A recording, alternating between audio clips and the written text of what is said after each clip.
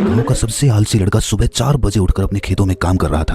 कुछ महीनों पहले जब गांव में आग लगी थी तो ये लड़का दोपहर में सोया हुआ था। ये अपने आप से उठकर घर से बाहर भी नहीं आया था। गांव के कुछ युवकों को इसकी चारपाई उठाकर वहां से लानी पड़ी थी, वरना तो ये उस आग में जलकर अब तक मर चुका होता। आखिर इसमें इतना बड़ा बदलाव कैसे आया?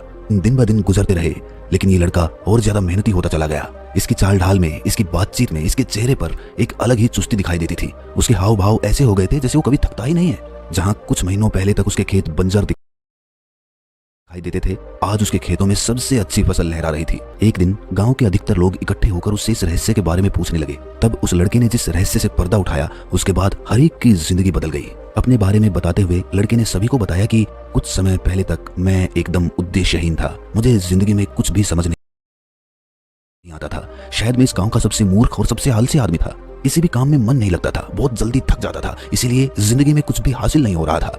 धीरे धीरे मुझे अपनी जिंदगी एक बोझ लगने लगी। मुझे लगा कि मेरा जीने का कोई अर्थ नहीं है, ऐसी जिंदगी से तो मौत बेहतर है। और यही सोचकर एक दिन मैं आत्महत्या करने के लिए एक पहाड़ी पर पहुंच गया। लेकिन जब मैं पहाड़ी की तलहटी में पहुंचा तो मेरे में इतनी भी ऊर्जा नहीं थी कि मैं चढ़कर उस पहाड़ी के शिखर तक पहुंच जाऊं, जहां से कूदकर मुझे आत्महत्या करनी थी। और तब मुझे कुछ महसूस हुआ कि जिंदगी जीने के लिए ऊर्जा चाहिए, लेकिन मरने के लिए भी ऊर्जा चाहिए। और अगर मैं ऊर्जा पाकर मरने की सोच सकता हूं तो मैं जीने के बारे में क्यों नहीं सोच सकता? तभी वहां से 3 बुजुर्ग सन्यासी गुजरे जो कि उस पहाड़ी के शिखर की तरफ जा रहे थे। मैंने उनकी चाल ढाल देखी, वो एकदम चुस्ती से भरे हुए थे। बिना थकावट के वो शिखर पे चढ़ते जा रहे थे और मैं उन्हें देखकर पश्चाताप से भर गया कि इतने बुजुर्ग हैं, इतनी उम्र हो चुकी है और मैं जवान हूँ, फिर भी मैं उनका मुकाबला नहीं कर पा रहा हूँ। लानत है मेरी जिंदगी पर। और ये सोचकर मैं वहीं पर बैठकर फूट फूट कर रोने लगा। मैं चीख चीख कर रो रहा था और अपने हाथ उस चट्टान पर बार बार मार रहा था। इसके बाद वो सन्यासी मुझे देखकर पलटकर मेरे पास पहुंचे और मुझसे कहने लगे कि बेटा, तुम्हारी जो भी समस्या है वो समस्या बिल्कुल दूर हो जाएगी। इस पहाड़ी के शिखर पर हम तीनों आश्रम बनाकर रहते हैं। पास में ही जो जंगल है उसमें ऐसी ऐसी जड़ी बूटियां हैं जो तुम्हारे आलस्य को तो क्या, तुम्हारे मन को भी खुशी से और आनंद से भर देंगी। ये सुनकर अचानक वो लड़का रोते रोते स्तंभित हो गया। उसने उनसे पूछा कि बाबा, आपको कैसे पता कि मैं एक आलसी आदमी हूँ? आपको कैसे पता कि मैं अपने आलस्य से परेशान हूँ? मैंने तो आपको कुछ बताया भी नहीं और आपने बिना कुछ पूछे ही जान लिया कि मैं किस चीज से परेशान हूँ। एक सन्यासी ने मुस्कुराते हुए कहा कि बेटा, सन्यासी की आंखों से कुछ नहीं छुपता है। जो असली संत होता है वो देखते ही पहचान लेता है कि इसे क्या समस्या है। मैं तुम्हारी समस्या अच्छी तरह से समझ गया हूँ। तुम हमारे साथ साथ उस पहाड़ी के शिखर तक चलो और वो जड़ी बूटी लेकर अपने घर चले जाना। इसके बाद तुम्हारे जीवन में कोई परेशानी, कोई आलस्य या फिर कोई दुख नहीं रहेगा। पहाड़ी के शिखर तक पहुंचना आसान नहीं था। बार बार वो थक जाता था, बीच में बैठ जाता था, लेकिन जब अपने आगे बुजुर्गों को एकदम चुस्ती के साथ चलता हुआ देखता था तो फिर से मुझे प्रेरणा मिलती थी। और मुझे प्रेरणा इस बात से भी मिलती थी कि आज मेरी जिंदगी के सारे दुख दूर हो जाएंगे, आज मुझे अपना जीवन वापस मिल जाएगा। यही विचार मुझे थकने नहीं दे रहा था और मैं उनके पीछे पीछे उस पहाड़ी की चोटी पर चलता जा रहा था। शाम होते होते हम चारों पहाड़ी की चोटी पर पहुंच चुके थे। वहां पहुंचते ही मैं बहुत ज्यादा उत्साहित था। मैंने झटपट उनसे कहा कि महाराज, अब मुझे वो जड़ी बूटी जल्दी से दे दीजिए। मैं ज्यादा इंतजार नहीं कर सकता। मुझे वापस अपने गांव जाना है जहां मेरी माँ अकेली है। ये सुनकर उन तीनों में से एक सन्यासी ठंडे पानी का लोटा लाते हुए बोला कि बेटा, अभी तो तुम आए हो, थोड़ा आराम कर लो, थोड़ा समय यहीं गुजार लो, उसके बाद जड़ी बूटी कहीं भागी थोड़ी जा रही है। हमें मालूम है कि वो जंगल में कहाँ पर मिलती है। तुम इंतजार करो, अभी शाम ज्यादा हो रही है। अभी अगर वापस जाओगे तो खतरा हो सकता है, रास्ते में जंगली जानवरों का हमला भी हो सकता है। इसीलिए आज रात यहीं पर तुम विश्राम करो, आराम से सो जाओ। कल सुबह होते ही हम वो जड़ी बूटी जंगल से लाकर तुम्हें दे देंगे। उसके बाद वो जड़ी बूटी ग्रहण करने के बाद जाते समय तुम्हें कोई थकावट भी महसूस नहीं होगी। तुम हवा की रफ्तार से इस पहाड़ी से नीचे उतर जाओगे। युवक ने गांव के लोगों को बताते हुए कहा कि मैंने भी सोचा कि एक रात की बात है, इतने दिन यूं ही गुजार लिए, एक रात इस पहाड़ी की चोटी पर गुजार लेता हूँ। वैसे भी रात हो चुकी थी और सुबह होते ही मैंने वो जड़ी बूटी लेकर वापस आने का निश्चय कर लिया था। मैं उन तीनों सन्यासियों के साथ उस पहाड़ी की चोटी पर खुले आसमान के नीचे लेटा हुआ था। आसमान में तारे टिमटिमा रहे थे, पूरा चांद दिखाई दे रहा था जिसकी चांदनी में वो पूरा जंगल नहा रहा था। लेटे लेटे ही एक सन्यासी ने मुझसे पूछा कि बेटा, तुम अपने जीवन में क्या करना चाहते हो? अगर जड़ी बूटी से तुम्हारा आलस्य दूर हो जाता है, तुम्हें ताकत मिल जाती है, दोबारा से जीवन का एक नया संसार तुम्हारे अंदर पैदा होता है, तो तुम अपने जीवन में क्या करोगे? ये सवाल सुनकर मैं सोच में पड़ गया, क्योंकि मैंने खुद नहीं सोचा था कि मुझे जीवन में करना क्या है।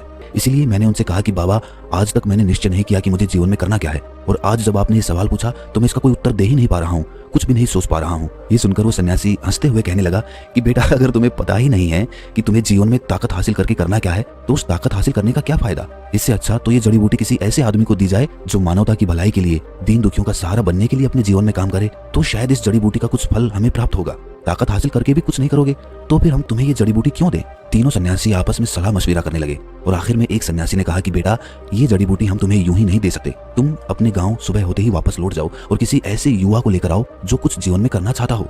ये सुनते ही मुझे एक धक्का सा लगा। मुझे एहसास हुआ कि मेरे साथ बहुत बड़ा छल हो गया है। अगर इन्हें जड़ी बूटी देनी ही नहीं थी तो ये मुझे इस पहाड़ी के शिखर तक क्यों लेकर आए? मैं इतना थक गया हूँ, इतनी मेहनत की मैंने चढ़ने में, और मेरे साथ इतना बड़ा धोखा कर दिया। लेकिन वो लड़का उन सन्यासियों से कुछ ना बोला। सुबह होते ही वो उन सन्यासियों से आशीर्वाद लेकर उस पहाड़ी से नीचे उतरने लगा और गांव में पहुंचकर एक लड़के को अपने साथ लेकर उस पहाड़ी के शिखर पर अगले दिन दोबारा से पहुंच गया। और इस बार जिस मित्र को अपने साथ वो लेकर गया था उसे उसने रास्ते में ही समझा दिया था कि तुम्हें उन सन्यासियों से क्या कहना है, जिसके बाद वो हमें जड़ी बूटी वापस मिलेगी। शाम होते होते वो पहाड़ी के शिखर पर पहुंच चुके थे। पहाड़ी के शिखर पर पहुंचते ही तीनों सन्यासी उस युवा को देखकर मुस्कुराने लगे। उन्होंने मुझसे कहा कि तुम तो बड़ी जल्दी वापस आ गए, क्या ये युवक अपने जीवन में कुछ अच्छा काम करना चाहता है? उसके मित्र ने तपाक से कहा कि बाबा, मैं अपने गांव का भला करना चाहता हूँ। मेरे गांव में ज्यादातर लोग खेतीबाड़ी का काम करते हैं। मैं चाहता हूँ कि मैं खेतों में मेहनत करके सबको दिखा दूं कि मेहनत करने से कितनी अच्छी फसल पैदा होती है, और मैं नई नई फसल की तकनीक उन लोगों को सिखाना चाहता हूँ, जिसके लिए मुझे खुद खेतों में पहले मेहनत करनी होगी और उसी के बाद मैं उन लोगों को नई तकनीक सिखा पाऊंगा। और उसके लिए मुझे भरपूर ऊर्जा चाहिए, क्योंकि खेतों में काम करने में बहुत मेहनत लगती है और वो मेहनत करने के लिए मुझे ऊर्जा चाहिए, मुझे ताकत चाहिए, जिसके लिए मुझे आपकी जड़ी बूटी की जरूरत है। ये सुनकर तीनों सन्यासियों ने आपस में सलाह मशविरा किया और एक सन्यासी पीछे जंगल की ओर चला गया। कुछ ही देर बाद वो जंगल में से कुछ जड़ी बूटियां अपने हाथ में लेकर वापस आ रहा था।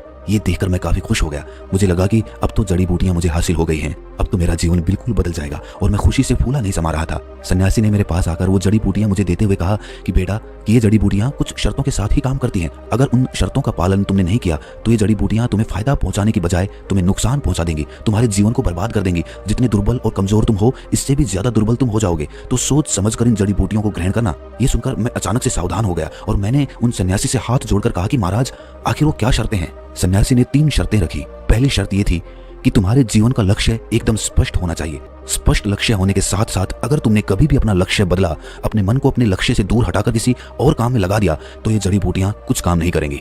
इसीलिए सोच समझकर अपने लक्ष्य को चुनना, क्योंकि एक बार अगर तुमने लक्ष्य चुन लिया तो उस लक्ष्य से तुम पीछे नहीं हट सकते। दूसरी शर्त यह है कि अपने लक्ष्य को हासिल करने के लिए तुम्हें रोज अपने छोटे लक्ष्य तय करने होंगे। अपने बड़े लक्ष्य को हासिल करने के लिए तुम्हें हर दिन अपने छोटे लक्ष्य हासिल करने होंगे, और इसके लिए तुम्हें हर रोज सुबह 4 बजे उठना होगा। क्या तुम ये कर पाओगे? मेरे लिए तो ये कर पाना असंभव सा प्रतीत हो रहा था, लेकिन तभी मुझे ख्याल आया कि जड़ी बूटियां मुझे ताकत देंगी और इन जड़ी बूटियों की ताकत से मैं अपने आप 4 बजे उठ जाया करूंगा। ये सवाल मैंने उन्हीं सन्यासी से पूछा कि महाराज, अगर जड़ी बूटियों में ताकत है तो वो मुझे 4 बजे अपने आप उठा देंगी, ऐसा तो संभव हो सकता है ना? उस बाबा ने मुस्कुराते हुए कहा कि हाँ, जड़ी बूटियां तुम्हारे जीवन में बहुत बड़ा बदलाव लेकर आएंगी।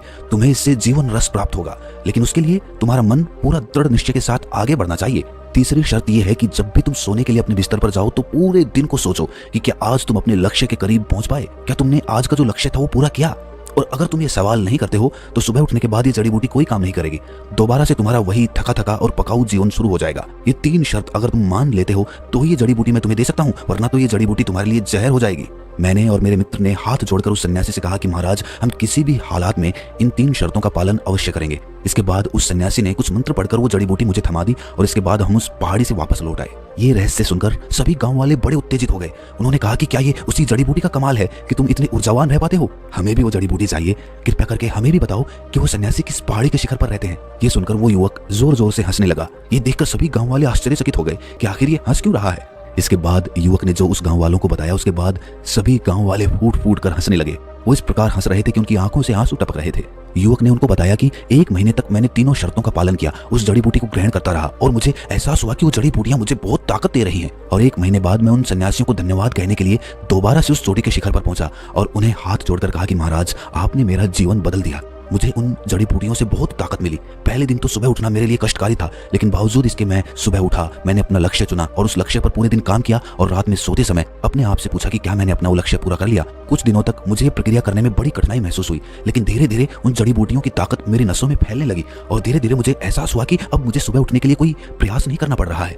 मैं अपने आप सुबह उठ जाता था, मेरी आंख अपने आप ब्रह्म मुहूर्त में खुल जाती थी और इसीलिए मैं आपको धन्यवाद करने के लिए आया हूँ। ये सुनकर वो तीनों सन्यासी जोर जोर से हंसने लगे। उन्होंने कहा कि बेटा, हमने तुम्हें कोई ऐसी जड़ी बूटी नहीं दी थी जिनमें कोई विशेष ताकत हो। वो तो जंगल की साधारण सी पत्तियां थी, उनमें कोई खास या विशेष ताकत नहीं है। वो ताकत तुम्हारे अंदर है, तुम्हारे लक्ष्य में वो ताकत है जो तुम्हें अपनी ओर खींचता है, जो तुम्हें मेहनत करने के लिए मजबूर करता है। इसीलिए जब दृढ़ निश्चय होता है, जब मन मजबूत होता है, तो तुम्हें किसी जड़ी बूटी की, किसी औषधि की या किसी प्रेरणा की कोई आवश्यकता नहीं रहती है। अगर हम तुम्हें शुरुआत में ही ये सारी बातें बताते तो तुम विश्वास ही नहीं करते। इसलिए तुम्हारे अवचेतन मन को विश्वास दिलाने के लिए हमने तुम्हें वो जड़ी बूटी दी थी।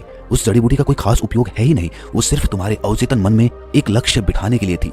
और एक बार जब वो बात तुम्हारे अवचेतन मन में प्रविष्ट हो गई तो तुम्हारे अवचेतन मन ने अपने आप तुम्हें ऊर्जा प्रदान करनी शुरू कर दी। उसके बाद तुम्हारा अवचेतन मन ही तुम्हारे लिए जड़ी बूटी बन गया था। आज तक तुमने अपने अवचेतन मन की शक्तियां जानी ही नहीं, क्योंकि अवचेतन मन को समझाना इतना आसान नहीं होता है। अवचेतन मन को समझाने के लिए उसे बेवकूफ बनाना पड़ता है। तुम हम पर विश्वास कर रहे थे, इसलिए तुम्हें इस जड़ी बूटी की बात पर भी पूरा भरोसा हो गया था, और इसीलिए उस जड़ी बूटी के माध्यम से वो बात तुम्हारे अवचेतन मन में प्रविष्ट हो गई, प्रवेश कर गई, और उसके बाद अपने आप चमत्कार घटित होने शुरू हो गए।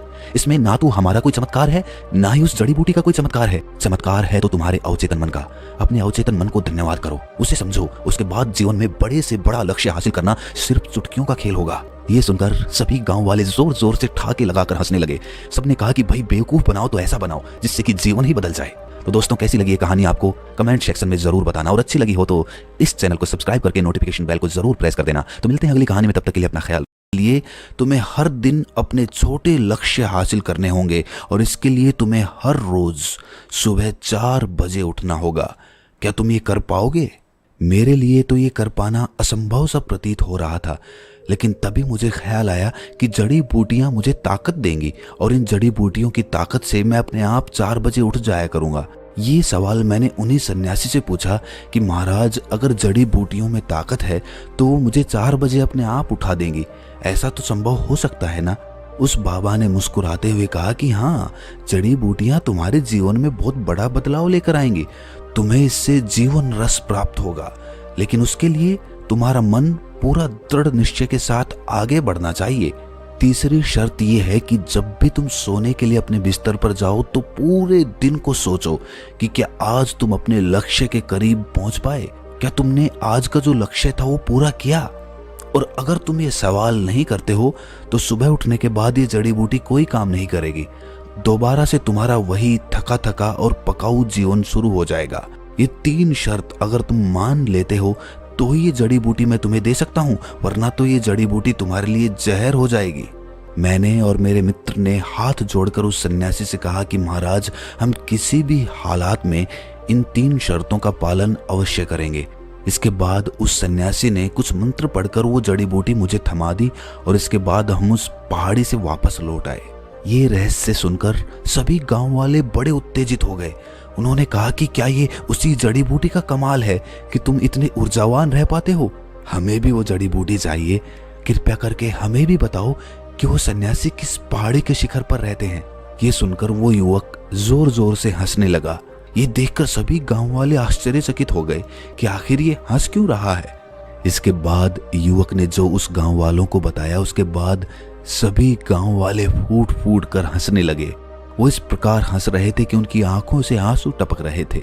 युवक ने उनको बताया कि 1 महीने तक मैंने तीनों शर्तों का पालन किया, उस जड़ी बूटी को ग्रहण करता रहा, और मुझे एहसास हुआ कि वो जड़ी बूटियां मुझे बहुत ताकत दे रही हैं। और 1 महीने बाद मैं उन सन्यासियों को धन्यवाद कहने के लिए दोबारा से उस चोटी के शिखर पर पहुंचा और उन्हें हाथ जोड़कर कहा कि महाराज, आपने मेरा जीवन बदल दिया। मुझे उन जड़ी बूटियों से बहुत ताकत मिली।